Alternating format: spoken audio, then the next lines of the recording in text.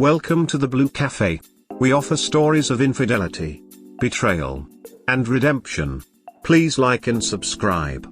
Cheers. Now, on to today's story.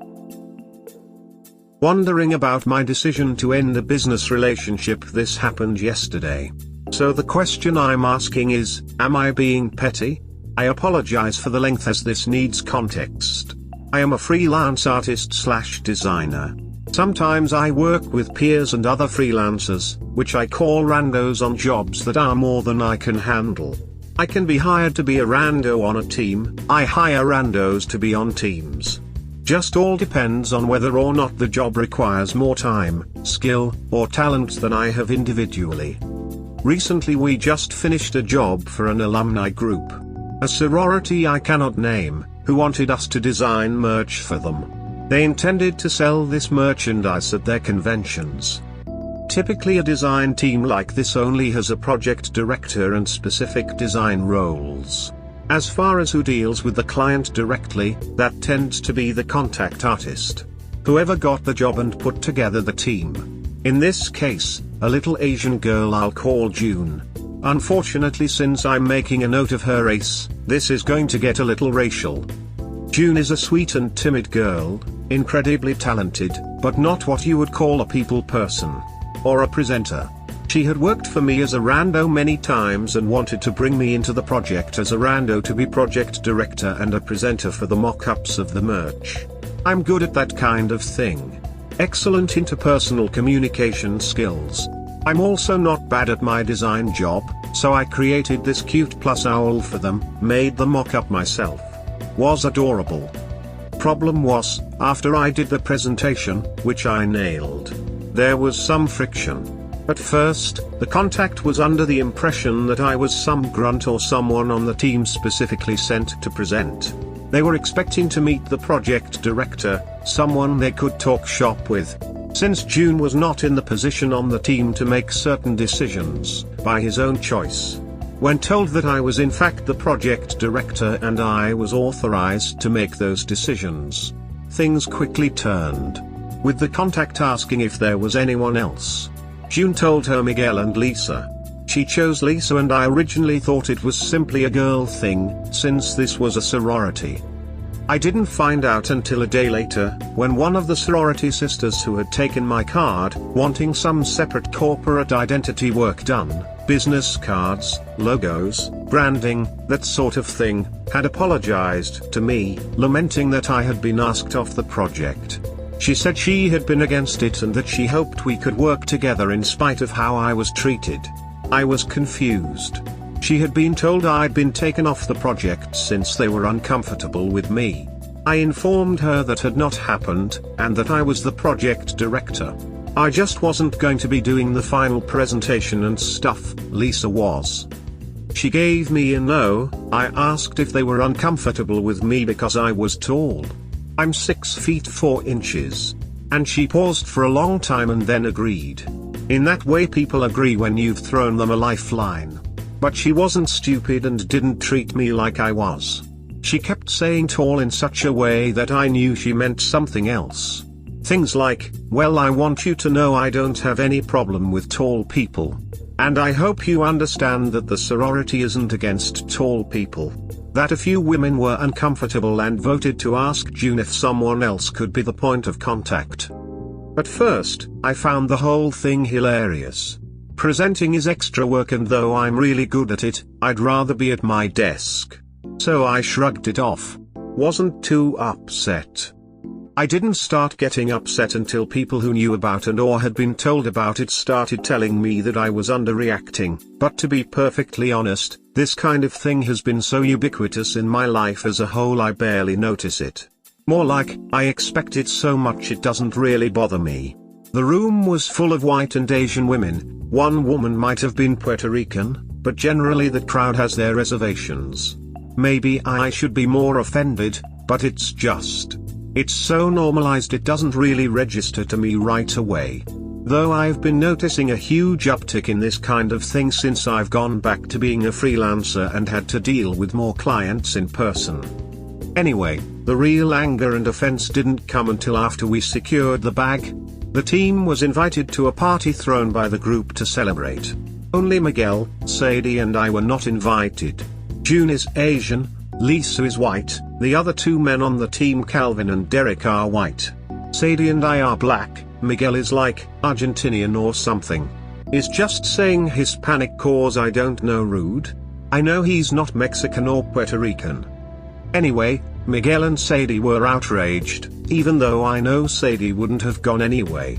She wasn't driving up from Hampton, it's just the principle. Miguel was super pissed and I was offended as well, more for them than myself. But what made me very angry was that June, Calvin, and Derek considered going at all. June felt she had to go.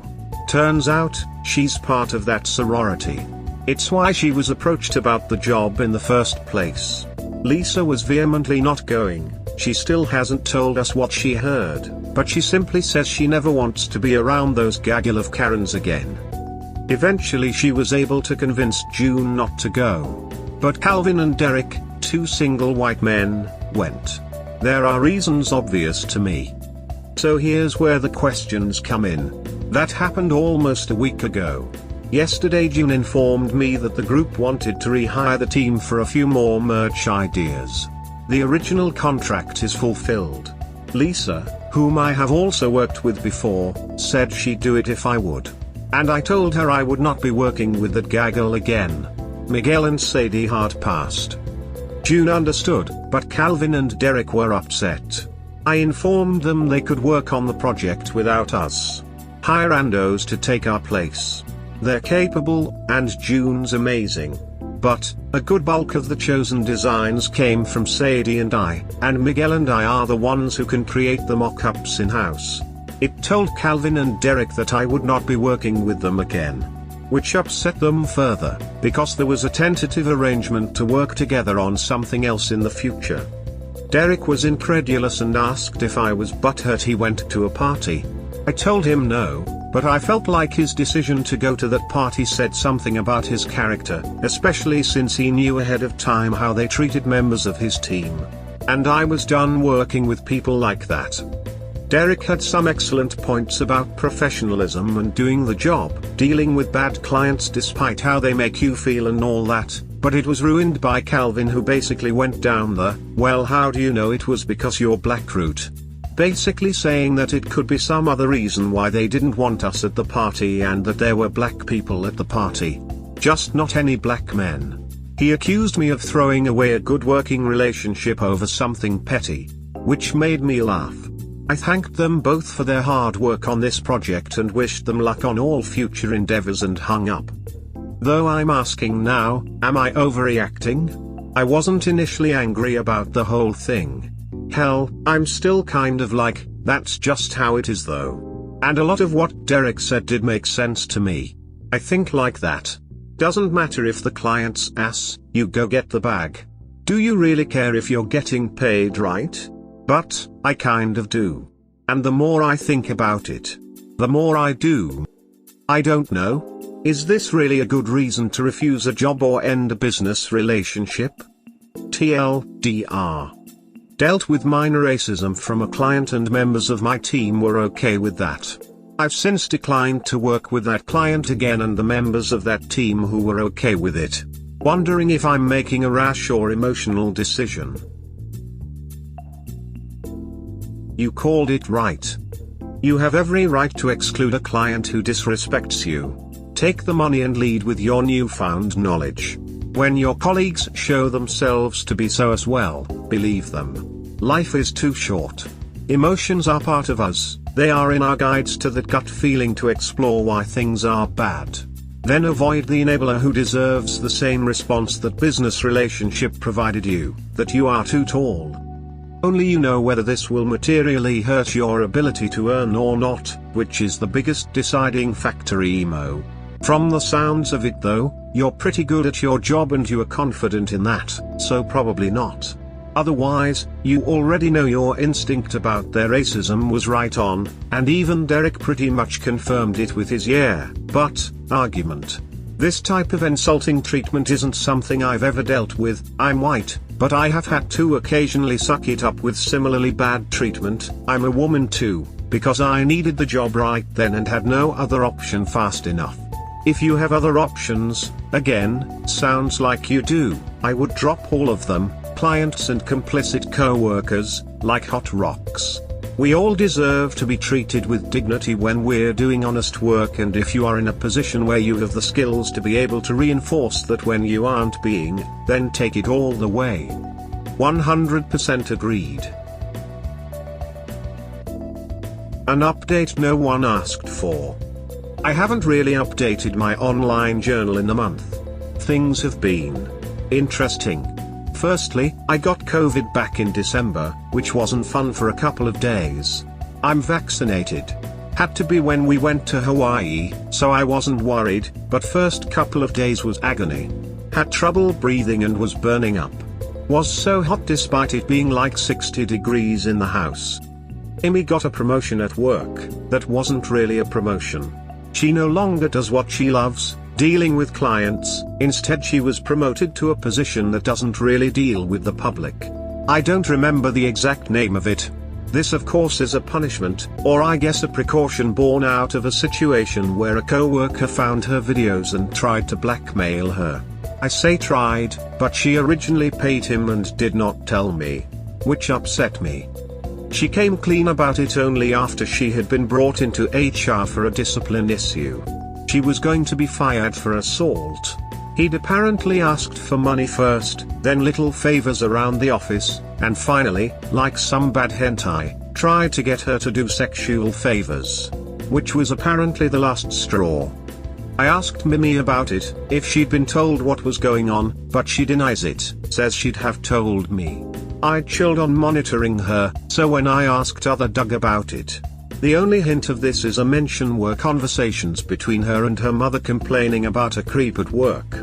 Talking about how he was taking advantage of her, and getting bold, and that he had touched her thigh once and she had wanted to throttle him. Her mom told her to tell HR and she was reluctant to do so, saying she'd handle it before the harassment got worse. She didn't tell her anything about what, and why. I imagine this began just about the 12th of December, because she'd been acting stranger and frustrated more so than usually. Apologizing a lot more and saying she wishes she was never so stupid. I told her that we're working on it, but she would say defeatist stuff like she'll be working on it forever. And she wishes she could go back to the way things were. I wasn't aware of the catalyst. In truth, she should have been fired. She hit the guy with a keyboard I'm told and slapped him and scratched him, and stuff. The police were called. I got a call from her boss, who told me what he could, but he didn't find out the full story until the next day at the HR meeting where Amy had to come clean. Luckily the guy had other minor harassment complaints on his file and they were able to fire him, but he let quite a few of Amy's co-workers and clients in on what he had in retaliation. So her image at work is effectively ruined. She's not been well. I've been torn. I want to be pissed that she kept this from me. I almost was, but unfortunately, that other part of me, that part that feels like I have to protect my woman, won out. I definitely confronted the guy. I won't give the man the dignity of giving him a funny or condescending name. Apparently after working out weekly since April, I look a lot more menacing than I did before. No longer just tall, but reasonably built. My arms are coming along, but not great, but the legs is good and I look like I can do some damage now. Proud of myself, but have hit a wall with my weight. Dangling between 220 to 230. Was 217 at my lowest. But suffice to say this little turd, some white guy with an unidentifiable accent, was apparently impressed. Or scared shitless would be a better description. I stood on his doorstep and calmly let him know that if he made trouble for my wife, that we'd get better acquainted. He told me he'd call the police and that he had a gun. I asked him if he wanted to go that route with this, cause right then it could be squashed civilly between men, but if he did either of those two things to escalate the situation, I'd gladly make room in my schedule to respond in kind. He asked if I was threatening him. I looked at his little doorbell camera and said no. I just replied that he needs to be aware that if the police were called it would be because we were pressing charges for sexual harassment. And that he should really rethink how he regards to the police. I told him in my experience they do not serve and protect, they're only there to punish lawbreakers. And unfortunately they legally and generally don't get involved unless a crime has been committed. And if he wanted them to involve them, a crime needed to be committed. I asked him if he wanted a crime to be committed, because I could help him out if he so wanted the assistance of the police. He balked and tried to play tough and then told me to say what I have to say. I told him he already knows what I have to say. That I want him to understand that I won't ever have to say anything to him. That no matter what he decides he won't see me ever again. He won't see me at his house. He won't see me at his job. He won't see me walking his dog or visiting his family. That I promised and assured him he would never see me again. But that if he got out of line that I would certainly come see him. I told him goodbye and also hello, and walked away. We've been dealing with this ever since. Amy's been good with me, but depressed in general, and I am trying to be supportive while not kicking her while she is down by screaming, "Why didn't you say some shit to me when this first started?" "'Cause I'm not stupid, I know the answer. And I sympathize, but I'm still mad about it. I can't help it. I can't help but feel like, what the duck did you things was gonna happen? It was only a matter of time. Like, what did you think karma wasn't gonna catch your ass? But then again, I guess that means I'm keeping shit from her. 'Cause I don't think sharing these feelings will help anyone. Oddly enough, my cousin is still here and has been a great help to me, though Amy and her have moments where they have extreme friction, and other moments where they seem very close. Since this happened, Paris and Amy have been spending a lot of time together and there's been none of those little snarky flares between them. Mimi has been around more as well. Oddly enough, starting to feel like too much estrogen in my home. But that's not my call, and my job right now is to be supportive. Which is hard because I'm reliving everything I felt at this time last year. I don't know, but I'll get through it. Her not telling you up front is definitely concerning after all you've been through. So it sounds like she wants to solve problems on her own. Just has a problem identifying what problems she should not keep quiet about. Good luck. Good job keeping the emotion in check with the creep guy. It's a big red flag that she didn't tell you. You should explain that her doing things herself and her way is what got her in trouble. She needs to start trusting you more instead of thinking if she tells you this stuff you're going to judge her or yell at her or give her that disappointed look. Why do you think she can't or doesn't come to you with this? She has to remember your partners and you want to help her even if it is with the dumb shit that started it all.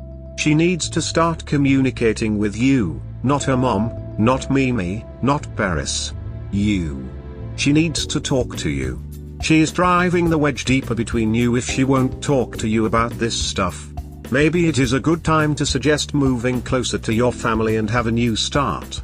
I'm rooting for you, man, and I wish Amy felt like she could talk to you about this deeply.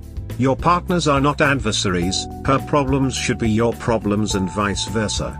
You need to start telling her how being shut out is making you feel.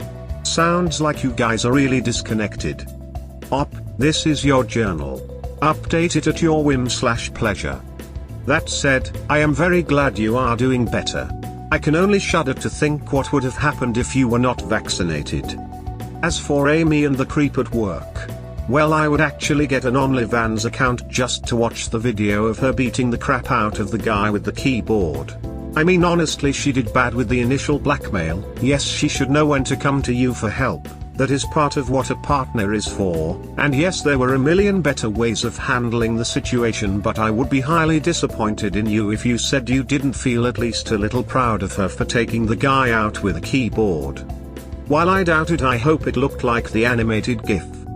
This is a fascinating and brilliant method of writing a diary. You'll get a following like this, and I am fully here for it.